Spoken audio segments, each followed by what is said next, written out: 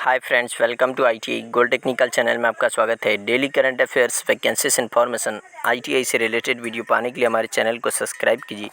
Subscribe करने के बाद बेल आइकन को ऑन कीजिए ताकि मैं जो भी नया वीडियो बनाऊं सबसे पहले आपके पास पहुंचे और आप उसे देखिए। यदि आपको सेशन अच्छा लगता है, सेशन कुछ जानकारी मिलती है तो इसे लाइक कीजिए और दोस्तों में शेयर कीजिए। शेयर जरूर कीजिएगा क्योंकि ये कॉम्पिटिशन की तैयारी करने वाले बच्चों के लिए बहुत ही इंपॉर्टेंट सेशन है। चलिए सेशन की ओर चलते हैं। यदि आप हमारे चैनल आईटीआई गोल्ड टेक्निकल पर पहली बार आए हो तो इसे सब्सक्राइब कीजिए और अपने दोस्तों से भी जरूर करवाइएगा। आज हम पढ़ेंगे 6 जून 2021 से जितने भी इंपॉर्टेंट करंट अफेयर क्वेश्चन बनेंगे वह इस वीडियो में पढ़ेंगे। और इस वीडियो के पीडीएफ फाइल के लिंक मैं इसी वीडियो के डिस्क्रिप्शन में दे दूंगा। आप वहाँ से जाकर उसे डाउनलोड कर लीजिए ताकि एग्जाम के टाइम पर आप आसानी से रिविजन कर सकते हैं। तो आज का हमारा पहला क्वेश्चन है, हाल ही में विश्व पर्यावरण दिवस कब मनाया गया? तो इस क्वेश्चन का राइट आंसर ऑप्शन नंबर ए, प्रत्येक वर्ष 5 जून को विश्व पर्यावरण दिवस मनाया जाता है। यानी कि हमें प्रकृति की रक्षा करना चाहिए, पेड़ लगाना चाहिए और ना ही उन्हें काटना चाहिए। प्रत्येक वर्ष 5 जून को विश्व स्तर पर वर्ल्ड एनवायरनमेंट डे यानी कि विश्व पर्यावरण दिवस के रूप में मनाया जाता है। और प्रति वर्ष यह दिन पर्यावरण संरक्षण और लोगों को प्रकृति के महत्व के बारे में जागरूकता फैलाने के लिए मनाया जाता है। और यह दिन पर्यावरण को संरक्षित करने और इसे बनाए रखने में व्यक्तियों, उद्यमों और समुदाय द्वारा एक प्रबुद्ध विचार और जिम्मेदार आचरण के आधार को व्यापक बनाने के लिए इसे मनाया जाता है। और इस वर्ष यानी कि वर्ष 2021 में विश्व पर्यावरण दिवस की थीम या विषय है क्या है? रिमाइजिन, रिकरेक्ट, रिस्टोर। क्योंकि यह वर्ष पारिस्थितिकी तंत्र की बहाली पर संयुक्त राष्ट्र दशक की शुरुआत का प्रतीक है। और इस वर्ष पारिस्थितिकी तंत्र की बहाली के महत्व को उजागर करने के लिए पाकिस्तान इस दिवस का वैश्विक मेजबान देश है।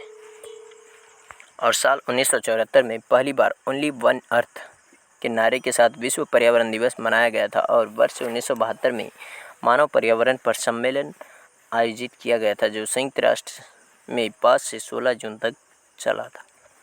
तो इस क्वेश्चन का राइट आंसर है ऑप्शन नंबर ए, इसका राइट आंसर है। चलिए नेक्स्ट क्वेश्चन की ओर चलते हैं। नेक्स्ट क्वेश्चन है, हाल ही में किस देश ने वास्तविक नियंत्रण रेखा के साथ एक संयुक्त वायु रक्षा प्रणाली विकसित की है? तो इस क्वेश्चन का राइट आंसर ऑप्शन नंबर ए, चीन। चीन की राजधानी है बीजिंग और यहाँ पर मुद्रा चलती है युआन या रेनमिनबी।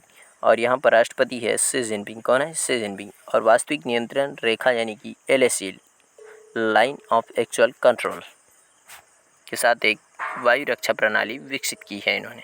यही है वह रक्षा प्रणाली जो चीन ने विकसित की है LAC पर। LAC के साथ में एक संयुक्त वायु रक्षा प्रणाली बनाई है। और संयुक्त वायु रक्षा प्रणाली को पश्चिमी थिएटर कमांडर की वायुसेना और सेना के तत्वों के साथ विकसित किया गया है। चीन ने पहली बार पश्चिमी सीमाओं पर एकीकृत सैन्य वायु रक्षा प्रणाली विकसित की है। सेना और वायुसेना के सभी संपत्तियों को केंद्रीय नियंत्रण में रखने के लिए संयुक्त वायु रक्षा प्रणाली विकसित की गई है जो 2017 से चीन ने LAC के पास एयरबेस और हेलीपोर्ट की संख्या बढ़ा दी है। और यह रेखा है जो भारत नियंत्रित क्षेत्र को चीनी नियंत्रित क्षेत्र से अलग करती है। और भारत और चीन के बीच प्रमुख असहमति LAC के पश्चिमी हिस्से पर है यह। और भारत चीन LAC को कितने 3 भागों में बांटा गया है। कौन कौन से वह 3 भाग? तो अरुणाचल प्रदेश और सिक्किम की सीमा, उत्तराखंड और हिमाचल प्रदेश की सीमा और लद्दाख की सीमा के मध्य यहाँ LAC को बांटा गया है। तो इस क्वेश्चन का राइट आंसर है ऑप्शन नंबर बी, ए इसका राइट आंसर है। चलिए नेक्स्ट क्वेश्चन की ओर चलते हैं। नेक्स्ट क्वेश्चन है, हाल ही में ICICI bank Swift GPI instant सुविधा शुरू करने वाला वैश्विक स्तर का दूसरा बैंक बना है। तो इस क्वेश्चन का राइट आंसर ऑप्शन नंबर ए, यानी कि कौन सा बैंक यहाँ है जो इस उपलब्धि को हासिल किया? तो यह बैंक है ICICI। और ऐसी सुविधा प्रारंभ करने के लिए स्विफ्ट के साथ करार करने की घोषणा की है जो विदेशी साझेदार बैंकों और अपने ग्राहकों की ओर से भारत में लाभार्थी को तत्काल प्रेषण भेजने में मदद करेगी। और इससे लाभार्थी को तुरंत बैंक खाते में क्रेडिट मिल जाएगा। और यह ICICI बैंक को एशिया प्रशांत में पहला वैश्विक स्तर और पर दूसरा बैंक बनाता है जो कि सीमा पार के भुगतान के लिए स्विफ्ट जीपीआई इंस्टेंट नामक सुविधा प्रदान करता है। अब बात कर लेते हैं आईसीआईसीआई बैंक की। तो इसका मुख्यालय है महाराष्ट्र की राजधानी मुंबई में और इसके एमडी एंड सीईओ हैं संदीप बख्शी। कौन है? संदीप बख्शी। और इसका टैगलाइन है हम है ना ख्याल आपका। क्या है? हम है ना ख्याल आपका। तो इस क्वेश्चन का राइट आंसर है ऑप्शन नंबर ए। चलिए नेक्स्ट क्वेश्चन की ओर चलते हैं। नेक्स्ट क्वेश्चन है हाल ही में केंद्रीय मंत्रिमंडल ने शहरी विकास और भारत के किस देश के बीच समझौता ज्ञापन को मंजूरी दी? तो इस क्वेश्चन का राइट आंसर है option number B, Japan. Japan और भारत के मध्य यह समझौते के लिए केंद्रीय मंत्रिमंडल ने मंजूरी दे दी है। तो बात कर लेते हैं जापान की। तो जापान की राजधानी है टोक्यो और यहाँ पर मुद्रा चलती है एन। क्या है? एन। और यहाँ पर प्रधानमंत्री है योशिहिडे सुगा। कौन है? योशिहिडे सुगा। और यह एमओसी शहरी नियोजन, स्मार्ट शहरों के विकास और किफ़ायती आवास, किराए के आवास सहित शहरी बाढ़ प्रबंधन, सीवरेज और अपशिष्ट जल प्रबंधन आदि के क्षेत्र में तकनीकी सहयोग को मजबूत करेगा और सतत शहरी विकास क्षेत्र में भारत और जापान के बीच सर्वोत्तम प्रथाओं और प्रमुख शिक्षाओं को आदान प्रदान किया जाएगा, जो यह अभी एक सहयोग संगठन पर हस्ताक्षर किए हैं। तो इस क्वेश्चन का right answer option number B. चलिए नेक्स्ट क्वेश्चन की ओर चलते हैं। नेक्स्ट क्वेश्चन है हाल ही में संयुक्त राष्ट्र सतत परिवहन सम्मेलन कहाँ पर होगा? तो इस क्वेश्चन का राइट आंसर है ऑप्शन नंबर ए, चीन। इसका राइट आंसर है। दूसरा संयुक्त राष्ट्र वैश्विक सतत परिवहन सम्मेलन 14 से 16 अक्टूबर 2021 को बीजिंग, चीन में आयोजित किया जाएगा और यह दुनिया भर में स्थायी परिवहन प्राप्त करने की दिशा में अवसरों और चुनौतियों के समाधानों पर ध्यान केंद्रित करने का अवसर प्रदान करेगा। और यह सम्मेलन 2016 में अशगाबाद, तुर्कमेनिस्तान में आयोजित पहले वैश्विक सतत परिवहन सम्मेलन का अनुपालन करेगा और सतत विकास के लिए 2030 एजेंडा, जलवायु परिवर्तन पर पेरिस समझौते के उद्देश्यों को प्राप्त करने में मदद करने के लिए सतत परिवहन के लिए एक मार्ग इंगित करने के लिए उम्मीद है इसमें। इस क्वेश्चन का राइट आंसर है ऑप्शन नंबर ए। इसका राइट आंसर है। चलिए नेक्स्ट क्वेश्चन की चलते हैं। नेक्स्ट क्वेश्चन है हाल ही में FIH वैश्विक रैंकिंग में भारतीय पुरुष टीम किस स्थान पर है? इस क्वेश्चन का right answer option number C, भारतीय पुरुष टीम इसमें तीसरे स्थान पर है। इस क्वेश्चन का राइट आंसर ऑप्शन नंबर ए, भारतीय पुरुष टीम इसमें चौथे स्थान पर है। कौन से स्थान पर? चौथे स्थान पर। हॉकी में भारतीय पुरुष टीम ने अपना चौथा स्थान बनाए रखा, जबकि महिला टीम नवीनतम अंतर्राष्ट्रीय हॉकी महासंघ वैश्विक रैंकिंग में 9वें स्थान पर रही है और अप्रैल-मई में ग्रेट ब्रिटेन, स्पेन, जर्मनी में FIH हॉकी प्रो लीग श्रृंखला यूरोपीय लीग को हारने के बावजूद भारतीय पुरुष टीम ने अपना चौथा स्थान रखा हुआ है।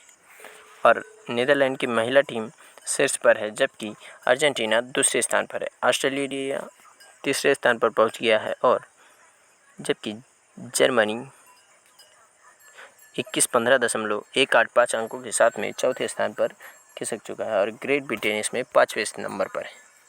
तो इस क्वेश्चन का राइट आंसर ऑप्शन नंबर ए। चलिए नेक्स्ट क्वेश्चन की ओर चलते हैं। नेक्स्ट क्वेश्चन है हाल ही में SAGE प्रोग्राम और पोर्टल का शुभारंभ किसने किया? तो इस क्वेश्चन का right answer option number A, Thawarchand Gehlot. Thawarchand Gehlot ji ने यह प्रोग्राम और पोर्टल का शुभारंभ किया है। केंद्रीय सामाजिक न्याय और आधिकारिता मंत्री थावरचंद गहलोत ने 4 जून 2021 को SAGE यानी कि सिनेरियो केयर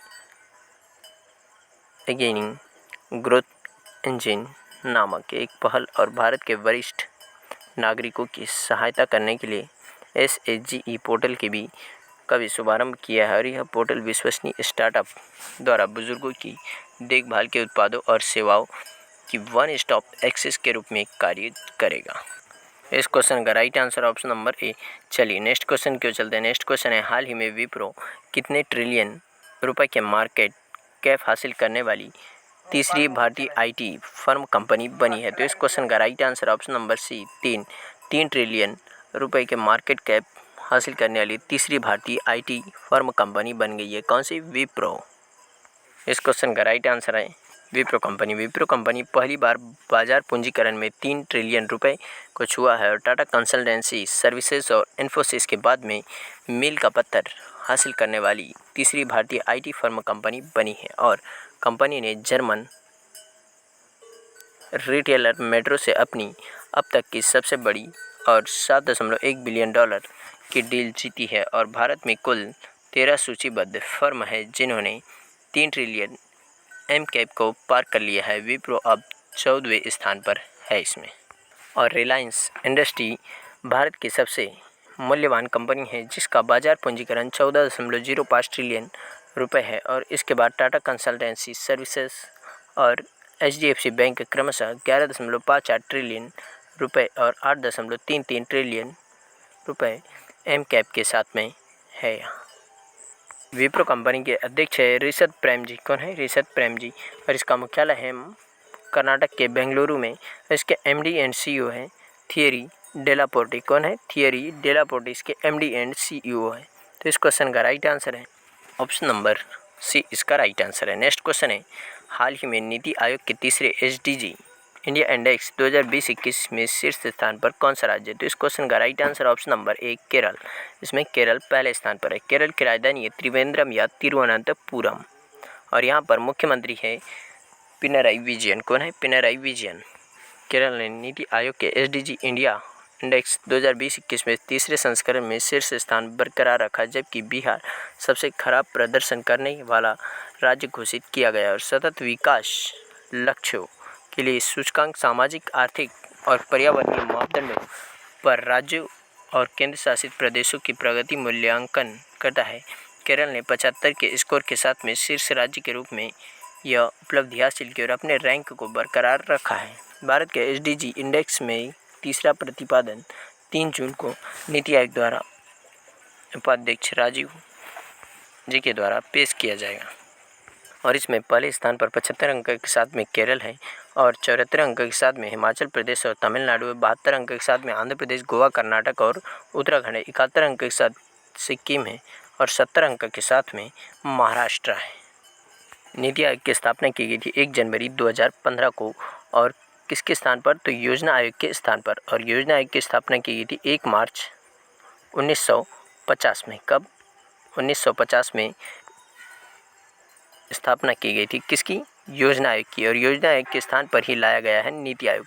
और योजना आयोग में पंचवर्षीय योजनाएं होती थी जिसमें कि 12 पंचवर्षीय योजनाएं हुई जिसमें से 12वीं पंचवर्षीय योजना 2017 में कंप्लीट होने वाली थी जिसे 2015 में ही समाप्त कर दिया गया था और उसकी जगह नीति आयोग का स्टार्ट या प्रारंभ किया गया था। और नीति आयोग का मुख्यालय है नई दिल्ली में और यह एक थिंक टैंक और इसके अध्यक्ष प्रेजेंट टाइम पर हमारे प्रधानमंत्री नरेंद्र मोदी जी है। तो इस क्वेश्चन का right answer option number A। चलिए नेक्स्ट क्वेश्चन की ओर चलते हैं। नेक्स्ट क्वेश्चन है हाल ही में अनिरुद्ध जगन्नाथ का निधन हुआ वह कौन है? वह एक राजनेता थे जिनका अभी हाल ही में निधन हो गया है। यही थे मॉरिशस के पूर्व प्रधानमंत्री अनिरुद्ध जगन्नाथन जिनका अभी हाल ही में निधन हो गया है। मॉरिशस गणराज्य के पूर्व प्रधानमंत्री राष्ट्रपति सर अनिरुद्ध जगन्नाथ का निधन हो गया। वह 18 साल से अधिक के कार्यकाल के साथ देश के सबसे लंबे समय तक रहने वाले प्रधानमंत्री हैं और उन्होंने 1980 के दशक में मॉरिशस आर्थिक चमत्कार का जनक भी जाना जाता है। और जगन्नाथ जी 1982 से लेकर 1995 के बीच और फिर 2000 से लेकर 2003 के बीच थे और उसके बाद में 2014 से 2017 के बीच अपने बेटे प्रवीण जगन्नाथ को सत्ता देने से पहले जो मॉरिशस के वर्तमान प्रधानमंत्री हैं प्रधानमंत्री का पद उन्होंने संभाले रखा था। इस क्वेश्चन का right answer option number B। चलिए आज का सेशन यहीं समाप्त होता है। यदि आप हमारे चैनल ITI गोल्ड टेक्निकल पर पहली बार आए हो तो इसे सब्सक्राइब कीजिए। सब्सक्राइब करने के बाद बेल आइकन को ऑन कीजिए ताकि मैं जो भी नया वीडियो बनाऊं सबसे पहले आपके पास पहुंचे और आप उसे देखिए। यदि आपको सेशन अच्छा लगता है, सेशंस को जानकारी मिलती है, उसे लाइक कीजिए और दोस्तों में शेयर कीजिए। Thank you so much watching for my video. मिलते हैं नेक्स्ट सेशन में।